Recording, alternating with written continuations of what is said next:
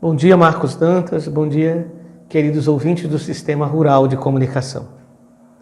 Então, eu vou ler para vocês a carta que nós tivemos a semana passada, de segunda a sexta, a 59ª Assembleia da CNBB.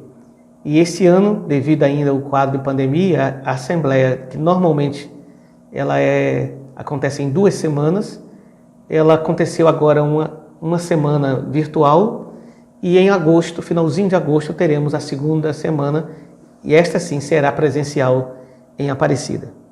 E sempre nessas assembleias, nós emitimos uma carta para o Papa Francisco, uma carta para o cardeal prefeito da congregação, para os bispos, e também uma mensagem ao povo brasileiro. Eis então a mensagem dos bispos do Brasil nessa 59ª Assembleia Geral da CNBB. Mensagem ao povo brasileiro, 59ª Assembleia Geral da CNBB. A esperança não decepciona.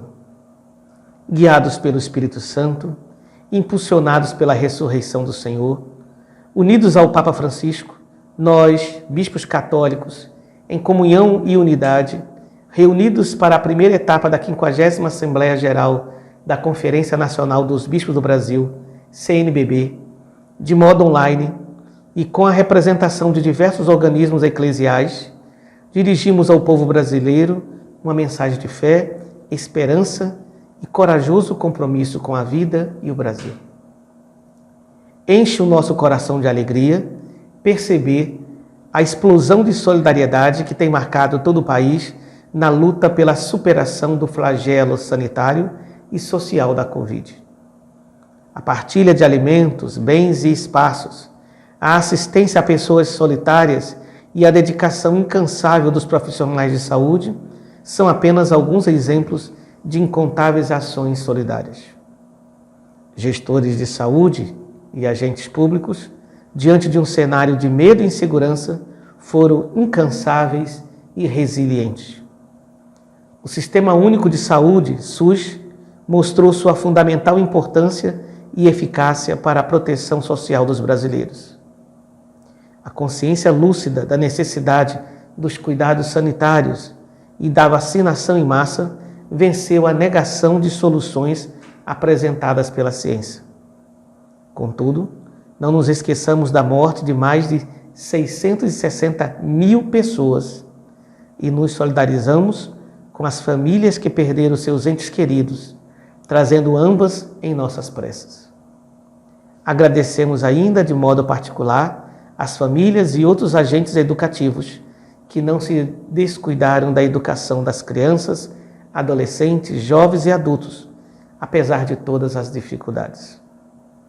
Com certeza, a pandemia teria consequência ainda mais devastadora se não fosse a atuação das famílias, educadores e pessoas de boa vontade, espírito solidário e abnegado. A campanha da Fraternidade de 2022 nos interpela a continuar a luta pela educação integral, inclusiva e de qualidade. A grave crise sanitária encontrou o nosso país envolto numa complexa e sistêmica crise ética, econômica, social e política, que já nos desafiava bem antes da pandemia, escancarando a desigualdade estrutural enraizada na sociedade brasileira. A Covid, antes de ser responsável, acentuou todas essas crises, potencializando-as, especialmente na vida dos mais pobres e marginalizados. Dom Antônio, por que a CNBB fez questão de iniciar essa carta, reconhecendo a importância que teve os agentes de saúde durante a pandemia, os professores, educadores e também o fortalecimento do Sistema Único de Saúde? Porque, Marcos, é um dado real. Todos nós sabemos, tivemos grupos que negaram até onde puderam ou a crise da Covid, ou mesmo as vacinas. Mas, por outro lado, outros grupos, e esses com certeza avançaram, conseguiram levar a coisa adiante. Imagine se os profissionais de saúde não tivessem se dedicado como se dedicaram. E a gente sabe de muitos deles que chegaram ao esgotamento. Muitos profissionais de saúde perderam a vida.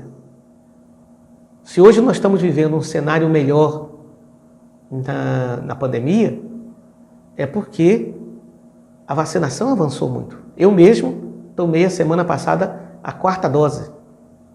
E nós vemos como a vacinação comprova que ela faz reverter esse quadro. Então isso, as pessoas que se empenharam estão de parabéns. Nós não precisamos nem nomear as pessoas que criaram obstáculos, que quiseram negar, que todos nós sabemos. Agora, resta-nos agora, de agora em diante, continuar tendo os cuidados, porque a pandemia não passou. Ela está mais sob controle, mas a gente não pode negligenciar. No parágrafo seguinte, nós bispos dizemos: o quadro atual é gravíssimo. O Brasil não vai bem. A fome e a insegurança alimentar são um escândalo para o país, segundo o maior exportador de alimentos do mundo, já castigado pela alta taxa de desemprego e informalidade. Assistimos estarrecidos, mas não inertes, os criminosos descuidos com a terra, nossa casa comum. Num sistema voraz de exploração e degradação, notam-se a dilapidação dos ecossistemas, o desrespeito com os direitos dos povos indígenas, quilombolas e ribeirinhos, a perseguição e criminalização de líderes socioambientais, a precarização de ações de combate aos crimes contra o meio ambiente e projetos parlamentares desastrosos contra a casa comum. Para que o ouvinte possa entender o que é que a CNBB quer dizer quando diz que o atual quadro do Brasil é gravíssimo e que o país não vai bem. A fome e a insegurança alimentar. O Brasil tinha conseguido sair do mapa da fome e agora nós voltamos de novo. Mais de 20 milhões de brasileiros estão abaixo da linha de miséria. Então isso significa dizer o quê? Tem pessoas que estão passando fome. Num país que é o segundo maior exportador de alimentos do mundo. Não tem lógica passar fome num país que exporta alimentos. Depois, toda essa questão da ecologia, descuido com a casa comum. Olhe, por exemplo, todos os problemas que nós temos na Amazônia. E quando eu falo na Amazônia, não estou falando só do estado do Amazonas, naquilo que nós chamamos de Amazônia Legal, que toma todos aqueles estados do norte e também o Maranhão. A exploração e a degradação, por exemplo, dos ecossistemas. Olha a nossa própria Caatinga aqui. Se nós não tivermos cuidado, vamos dilapidar a Caatinga e vamos aumentar a desertificação. Depois, o desrespeito aos povos chamados povos primitivos, que são as comunidades indígenas, quilombolas e também os ribeirinhos. A perseguição aos líderes socioambientais. Domingo passado, agora eu lia nas redes sociais que um líder quilombola foi assassinado no Maranhão. A precarização das ações de combate aos crimes contra o meio ambiente. Parece que há por parte do Estado brasileiro se faz vista grossa diante dos crimes ambientais. As reservas indígenas estão sendo invadidas por garimpeiros e as ações parecem que não acontecem. E nós temos a sensação que é de propósito. Se faz vista grossa, quando não, de uma forma explícita ou implícita, até se incentiva essas invasões. Doutor, num país onde grande parte da nossa população ela acaba sendo, digamos assim, influenciada pelos meios de comunicação, né? Alguns usam até a palavra manipulada. Ela consegue perceber realmente que o país não vai bem e que o quadro atual é gravíssimo? Há uma clássica frase, Marcos, que diz: todo ponto de vista é a vista de um ponto. Então depende de onde eu estou olhando, depende dos interesses. Mas falando população do modo geral, a imprensa tem um compromisso muito grande de anunciar a verdade. O perigo, claro que essa verdade vai ser sempre a partir de um lugar. O perigo quando acontece a militância da imprensa, né, e se divulgam as coisas que interessam para determinados grupos e se omite as outras coisas. Eu acho que há uma responsabilidade muito grande com a imprensa, que a imprensa noticie a verdade. E dê ao nosso povo, porque isso faz parte da questão democrática. Para alguém poder se posicionar bem, tem que ser bem informado. Quando a notícia chega distorcida, deformada, automaticamente o posicionamento pode sair equivocado. Continuando. Tudo isso desemboca numa violência latente, explícita e crescente em nossa sociedade. a crueldade das guerras que assistimos pelos meios de comunicação podem nos deixar anestesiados e desapercebidos do clima de tensão e violência em que vivemos no campo e nas cidades. A liberação e o avanço na mineração em terras indígenas e em outros territórios, a flexibilização da posse e do porte de armas, a legalização do jogo de azar, o feminicídio e a repulsa aos pobres não contribuem para a civilização do amor e fere a fraternidade universal. É muito interessante quando nós dizemos isso, Marcos, porque muitas vezes ficamos extremamente comovidos com a guerra na Ucrânia. E que bom que aquela situação ela desperta isso em nós, mostra um humanismo, mostra que somos capazes de ter uma indignação ética. Mas isso muitas vezes pode tirar também o nosso olhar para nós percebermos toda a violência que nós estamos sofrendo. Por exemplo, a violência urbana nas grandes cidades, na periferia das grandes cidades. A questão da violência da família, a violência do feminicídio, a violência de gênero, a violência, por exemplo, a intolerância religiosa. Vejam, por exemplo, aquela escola de samba que ganhou no Rio de Janeiro, ela trazendo um enredo a partir das religiões afro, ela de certa forma está trazendo essa denúncia da intolerância religiosa e uma intolerância extremamente violenta. É mais fácil a gente se comover com a guerra dos outros do que com as nossas próprias guerras? Sim, Marcos. Porque, por exemplo, a comunicação moderna ela tem essa possibilidade. Como uma lente, ela é capaz de trazer para perto de você um fato que está longe. Então as pessoas ficam comovidas. Olha como temos acompanhado, por exemplo, essa guerra da Rússia com a Ucrânia. Mas quantas outras guerras estão estourando no mundo? Quantas guerras estão estourando na África? E nem se comenta. E por outro lado, como uma câmera, você também pode distanciar a imagem. E às vezes não olhar aquilo que está acontecendo perto de você. Continua a mensagem. Diante deste cenário, esperamos que os governantes promovam grandes e urgentes mudanças em harmonia com os poderes da República, atendo-se aos princípios e aos valores da Constituição de 1988, a chamada Constituição Cidadã, já tão desfigurada por meio de projetos de emendas constitucionais. Não se permita a perda de direitos dos trabalhadores e dos pobres, grande maioria da população brasileira. A lógica do confronto que ameaça o Estado democrático de direito e suas instituições transforma adversários em inimigos, desmonta conquistas e direitos consolidados, fomenta o ódio nas redes sociais, deteriora o tecido social e desvia o foco dos desafios fundamentais a serem enfrentados. Nesse contexto, iremos às urnas. O cenário é de incertezas e radicalismos, mas potencialmente carregado de esperança.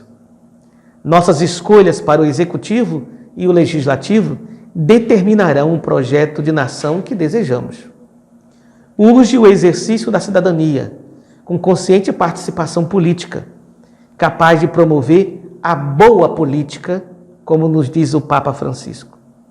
Necessitamos de uma política salutar que não se submeta à economia, mas seja capaz de reformar as instituições, coordená-las e dotá-las de bons procedimentos, como as conquistas da Lei da Ficha Limpa, Lei Complementar 135 de 2010, que afasta do pleito eleitoral candidatos condenados em decisões colegiadas, e da Lei 9.840 de 1999, que criminaliza a compra de votos.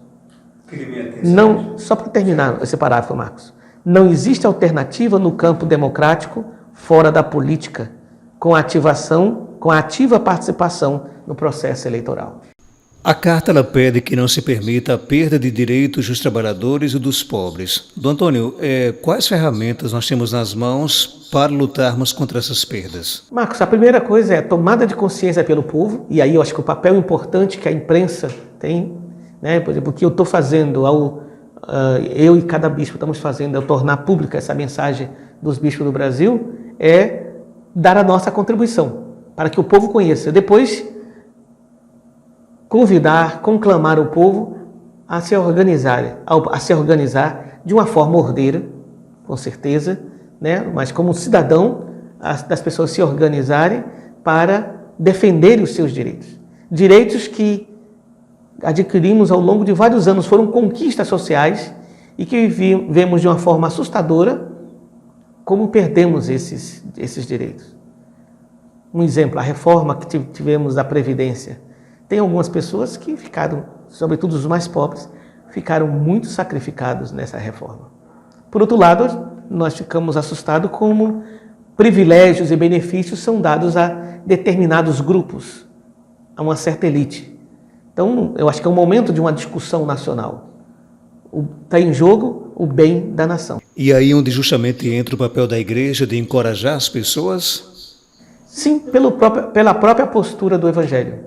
Se o Evangelho nos coloca ao lado da vida, precisamos denunciar tudo aquilo que prejudica a vida e, ao mesmo tempo, convidar as pessoas para que assumam essa bandeira da vida. Por isso que nós defendemos a vida desde a fase intrauterina, desde a concepção até o último suspiro. A carta ela também traz uma preocupação com tentativas de ruptura da ordem institucional e coloca o seu posicionamento contrário à disseminação de fake news e de manipulação religiosa. Isso é uma alusão aos recentes ataques ao Supremo Tribunal Federal ou o recado ele é bem mais amplo? Eu acho que os últimos ataques ao Supremo Tribunal Federal, eles são mais um elemento dentro desse conjunto.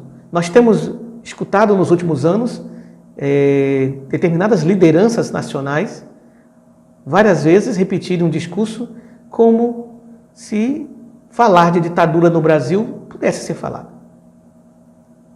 Quer dizer, a democracia, ela não é anarquia. Anarquia é a ausência de poder.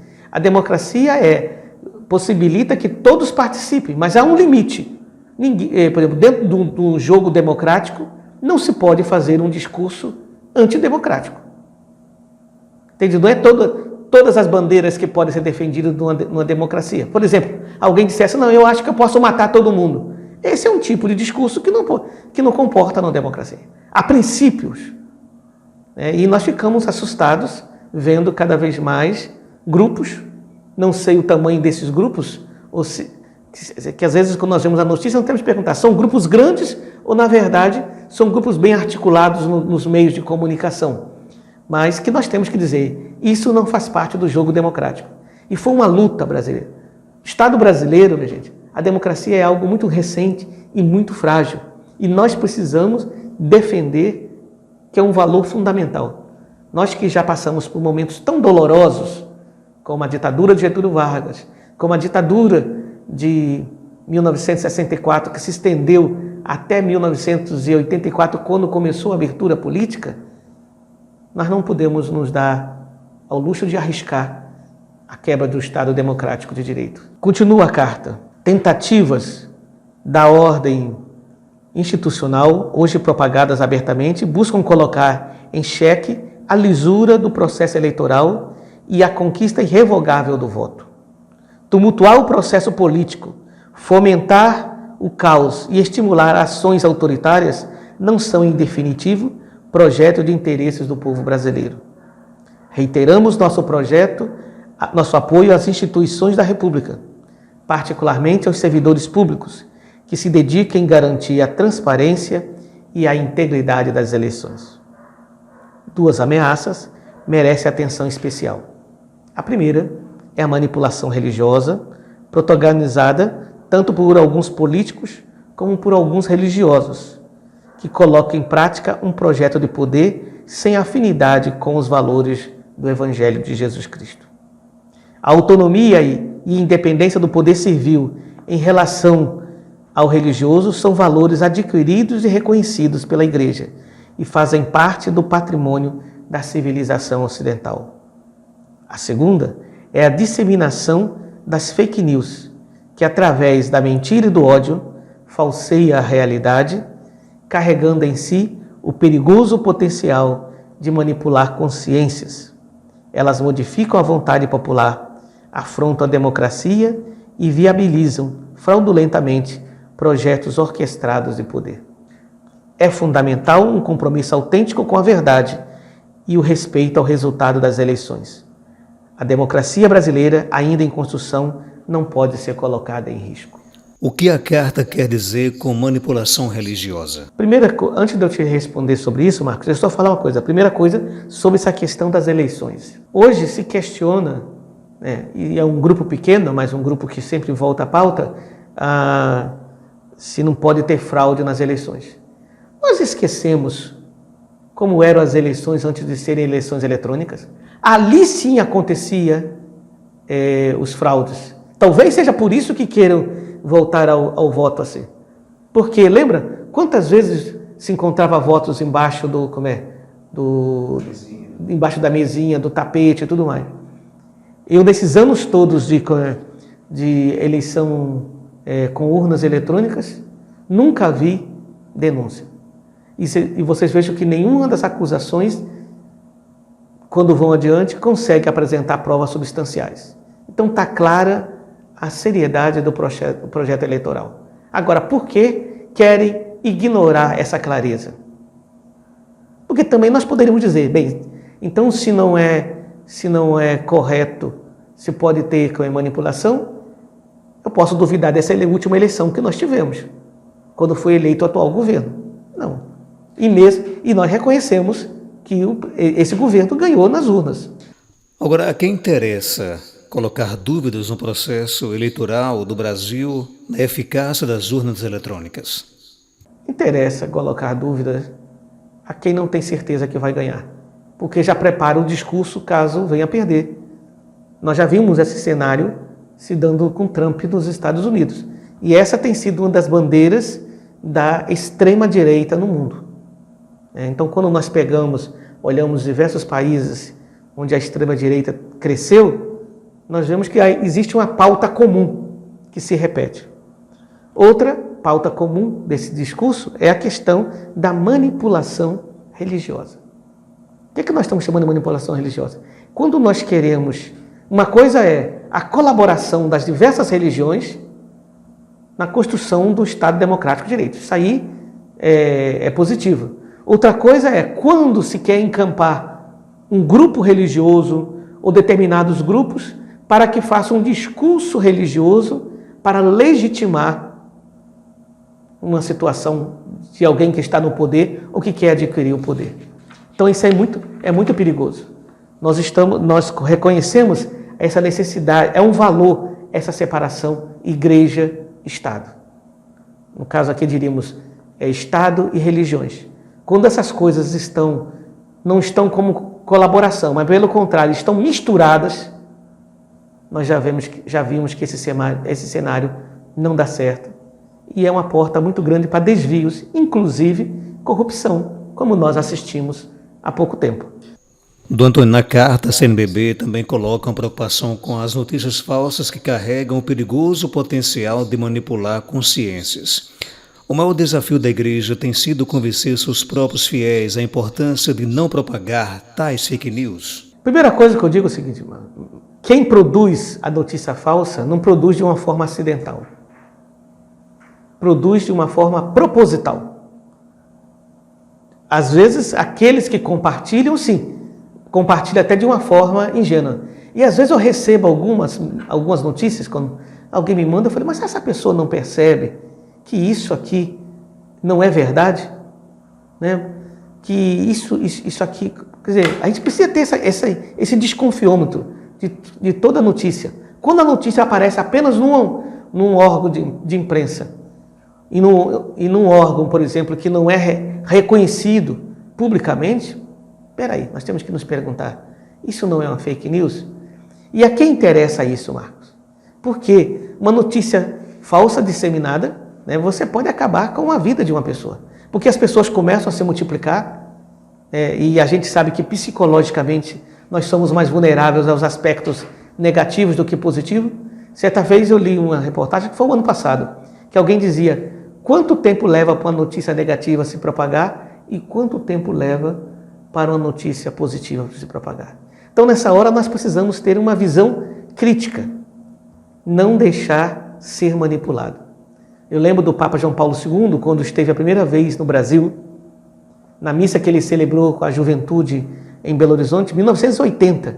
ele que viveu a experiência do comunismo e viveu a experiência do nazismo, dizendo aos jovens em Belo Horizonte, ele disse: se o jovem que eu fui chamado a viver no momento crucial da história pode lhes dizer alguma coisa, penso que lhes diria: não vos deixeis instrumentalizar. Acho que essas palavras de João Paulo II são atuais para esse momento de tantas fake news. E a carta conclui nos 2 últimos parágrafos. Conclamamos toda a sociedade brasileira a participar das eleições e a votar com consciência e responsabilidade, escolhendo projetos representados por candidatos e candidatas comprometidos com a defesa integral da vida, defendendo-a em todas as suas etapas, desde a concepção até a morte natural.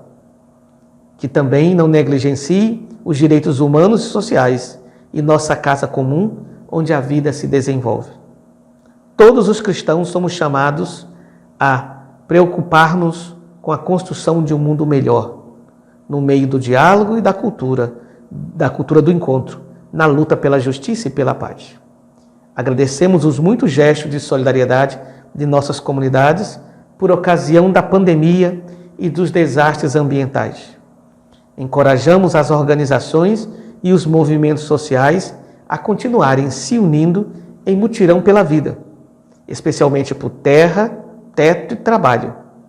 Convidamos a todos, irmãos e irmãs, particularmente a juventude, a deixarem-se guiar pela esperança e pelo desejo de uma sociedade justa e fraterna. Nossa Senhora Aparecida, padroeira do Brasil, obtenha de Deus as bênçãos para todos nós. Brasília, Distrito Federal, 29 de abril de 2022. E em nome do Episcopado, assina a presidência Dom Valmor Oliveira de Azevedo, arcebispo de Belo Horizonte e presidente da CNBB. Dom Jaime Spengler, arcebispo de Porto Alegre e primeiro vice-presidente. Dom Mário Antônio da Silva, hoje está tomando posse como arcebispo de Cuiabá, segundo vice-presidente. E Dom Joel Portela Amado, bispo auxiliar do Rio de Janeiro, secretário-geral. A gente observa que do começo ao fim da carta não traz nomes, apenas elementos que nos ajudam a escolher o melhor representante nestas eleições. Queria ouvir a sua opinião. Gostou da carta? Qual a sua percepção? Era a carta que o senhor esperava realmente que a igreja apresentasse para a nação através da CNBB? Marcos, eu gostei muito da carta, né? Ela teve uma aprovação muito grande no meio do episcopado. Eu acho que era a melhor carta possível nesse momento. Eu acho que não cabe a uma carta você nomear as pessoas, né? Mas as pessoas que estão antenadas com o que está se passando, as pessoas sabem do que nós estamos dizendo. Eu acredito que é uma carta que ela é de esperança. Vejam que, por exemplo, ao mesmo tempo que os primeiros parágrafos falavam do momento da Covid, ao mesmo tempo ela mostrava tanta coisa boa que aconteceu nesse cenário da Covid, como a própria vacinação. E os 2 últimos parágrafos são parágrafos também de muita esperança. Essa carta já é uma longa tradição da CNBB. Sempre na Assembleia da CNBB sai uma mensagem ao povo brasileiro. E eu acho que é uma mensagem que quer provocar, quer dizer, não é apenas uma mensagem aos católicos, mas é ao povo brasileiro, é uma contribuição nossa querendo ajudar na reflexão, querendo ajudar nesse momento. Eu acho que cabe aos homens, aos cristãos, se engajarem junto com os irmãos homens e mulheres de boa vontade, na construção de uma sociedade justa, fraterna. Que nós entendemos uma sociedade justa, fraterna, com toda a fragilidade que pode ter, ela é sinal do reino definitivo.